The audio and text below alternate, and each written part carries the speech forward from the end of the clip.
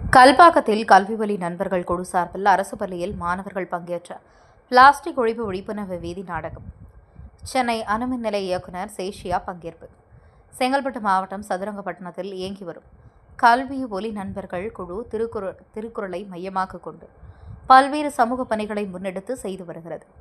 அதன் ஒரு பகுதியாக கல்பாக்கம் மற்றும் சுற்றுப்புற கிராமங்களில் பிளாஸ்டிக் இல்லா பகுதியாக மாற்றுவதை நோக்கமாக கொண்டு செயல்பட்டு வருகிறது.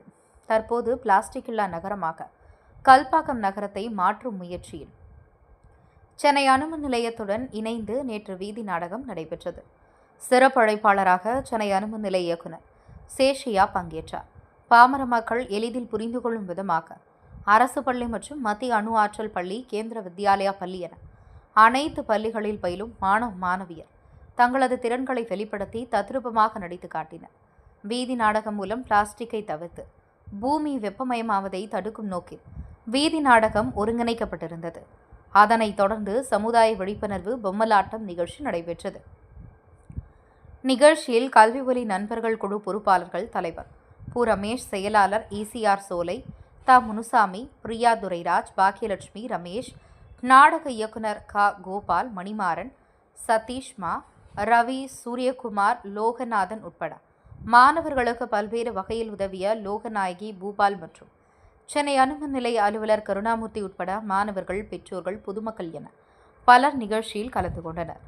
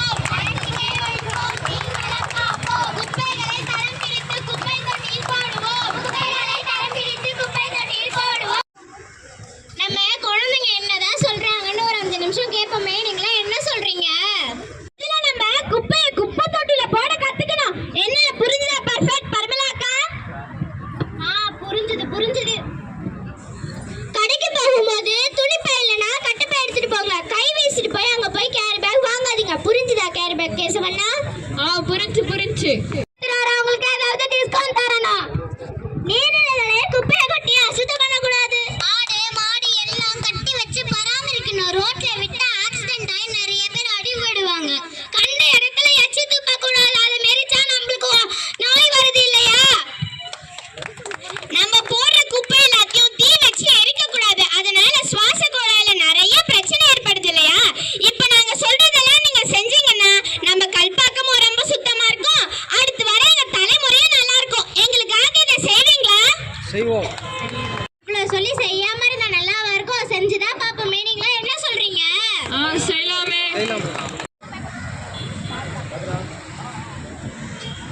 அக்கா, எனக்கு கேரி பேக் வேண்டாம்க்கா. ஏன்பா? இந்த மாதிரி இருந்துச்சு. இனிமே எனக்கு கேரி பேக் கொடுக்காதீங்க. நான் மஞ்சள் பை கொண்டு வந்திருக்கேன். சரிப்பா, ரொம்ப சந்தோஷம்ப்பா. அதுக்காக உனக்கு ₹1 டிஸ்கவுண்ட் பண்ணி தரேன்ப்பா. நன்றிக்கா.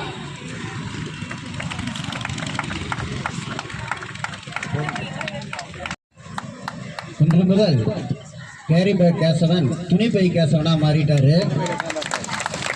அடுத்து நம்ம பாப்பா சண்முகம் அண்ணன் நம்ம கடைக்கு வரும்போது எப்பவுமே லேஸ் தரப்பா வாங்குவேன். இருப்பா லேஸ் லேஸ்லாம் வேண்டாம், எனக்கு கடலை குச்சி கொடுத்துருங்க, அது உடம்புக்கு நல்லது.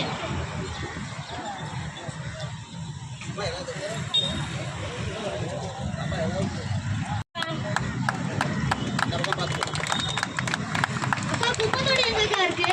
அங்க தானேப்பா இருக்கு.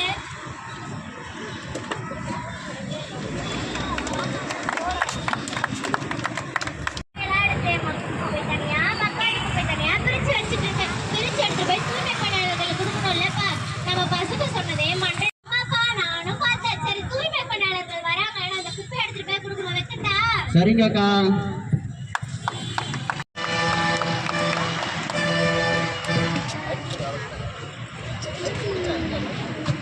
மீனுமா மீனு நெத்திலி சுறா பாறை, மீனுமா மீனு மீனுமா மீனு மீனுமா மீனு. மீனக்கா மீன் இருக்கா? இருக்கு பாருங்களா. இப்பதான் என்கிட்டயே சுத்தமான மீனா, பிளாஸ்டிக் சாப்பிடாத மீனா, நல்ல மீனா என்கிட்டயே இப்பதான் கிடைச்சிருக்கு.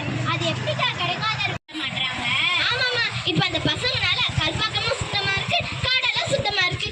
இப்ப அந்த மீன்களும் பிளாஸ்டிக்க சாப்பிடாம இருக்குமா? உனக்கு என்ன மீன் வேணும்? எனக்கு பாறை வர இருக்குல, கொடுக்க போய் பாத்திரம் கொண்டா பருங்களா. பேசுதா பருங்களா? பேசுறேன். சரிம்மா, நீ பாத்திரம் கொண்டு வந்ததுனால உனக்கு 3 மீன் ஃப்ரீயா தரமா? சரிங்கக்கா. இந்தா பருங்களா. சரி போயிட்டு வரேன். போயிட்டு வா. மீனுமா மீனு சுத்தமா இருக்கு. நம்ம ஊர் இவ்வளவு சுத்தமா இருந்தா நம்ம அந்த மாணவர்களுக்கு தான் நன்றி சொல்லணும்.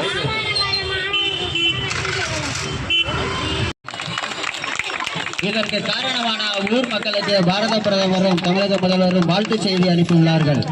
காரணமான அனைவருக்கும் நன்றி.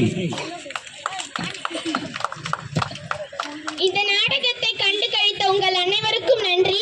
எங்களுக்காக இந்த உறுதி நமது ஊரை சுத்தமாக வைத்திருந்தால் நமது பாரத பிரதமரின் தூய்மை இந்தியா என்ற இலக்கை